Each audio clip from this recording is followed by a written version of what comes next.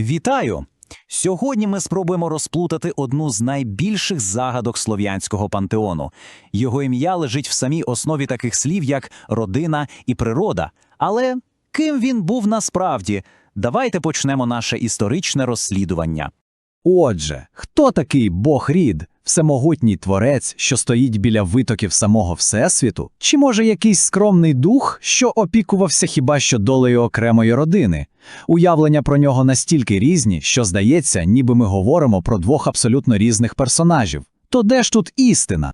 Перші ниточки, за які ми можемо вхопитися, походять з дуже специфічних і, що найважливіше, відверто ворожих джерел. Мова йде про ранньохристиянські повчання, які писалися з однією єдиною метою – викорінити язичництво раз і назавжди. І хоча ці джерела, звісно, упереджені, вони, самі того не бажаючи, дають нам неймовірну підказку. Культ рода був настільки потужним, що церква бачила в ньому величезну загрозу. Тільки вдумайтесь, його порівнюють не з ким-небудь, а з Осірисом і Ваалом, верховними богами інших цивілізацій. З дрібними духами так за пекло не борються. І це наша перша дуже важлива зачіпка. Ось ця вся неоднозначність, звісно, породила справжню наукову бурю. Уявіть собі двох поважних істориків, чиї погляди на рода – це просто небо і земля. Це ніби два свідки однієї події, які розповідають абсолютно кардинально різні історії. Отже, маємо два полюси.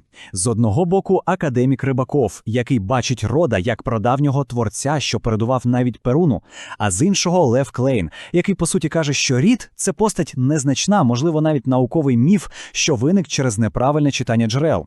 І роками здавалося, що ця загадка так і залишиться нерозв'язаною.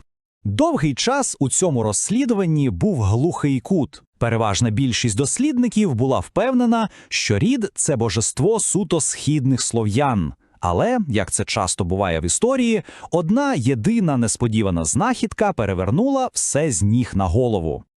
Так, вчені були переконані, що жодних слідів рода у західних слов'ян просто не існує.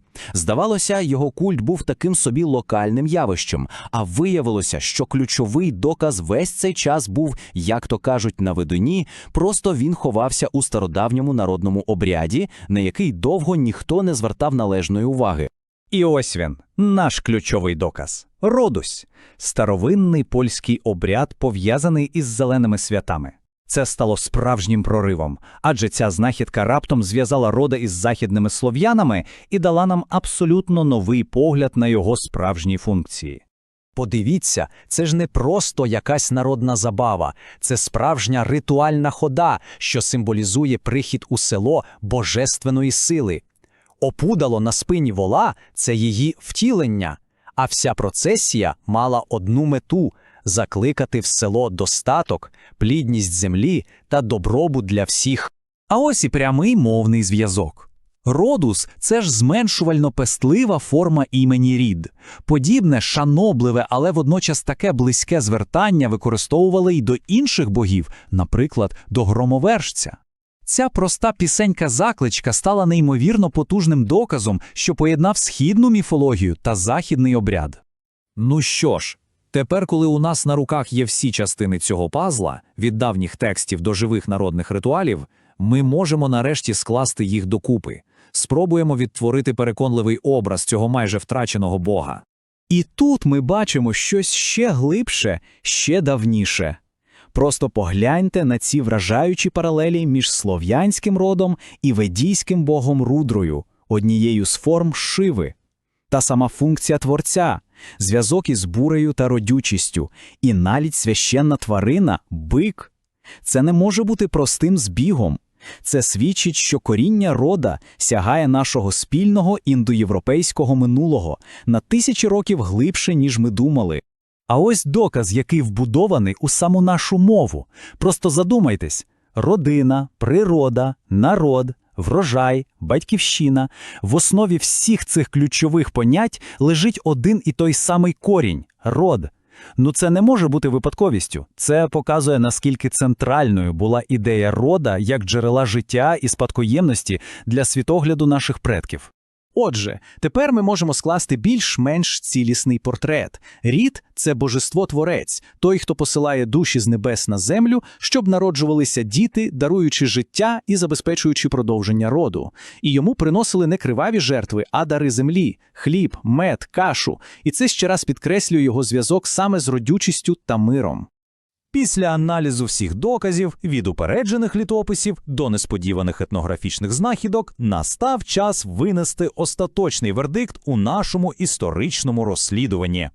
Ця потужна метафора, мабуть, найкраще підсумовує його роль. Рід – це не просто один із богів у пантеоні. Він – це невидиме коріння світового дерева, яке живить увесь світ, забезпечує зв'язок поколінь і безперервність самого життя. Тож наш вердикт такий – початкова загадка розв'язана. Всі докази вказують на те, що Рід був не якимось дрібним духом, а одним з ключових верховних божеств, що уособлював фундаментальні сили створення, природи та спадкоємності поколінь. І наостанок, це залишає нас із питанням. Якщо історія такого важливого бога могла бути майже повністю забутою і знову відкритою завдяки старому ритуалу та аналізу слів, то скільки ще подібних таємниць ховається в нашій культурі, просто чекаючи, коли ми їх помітимо?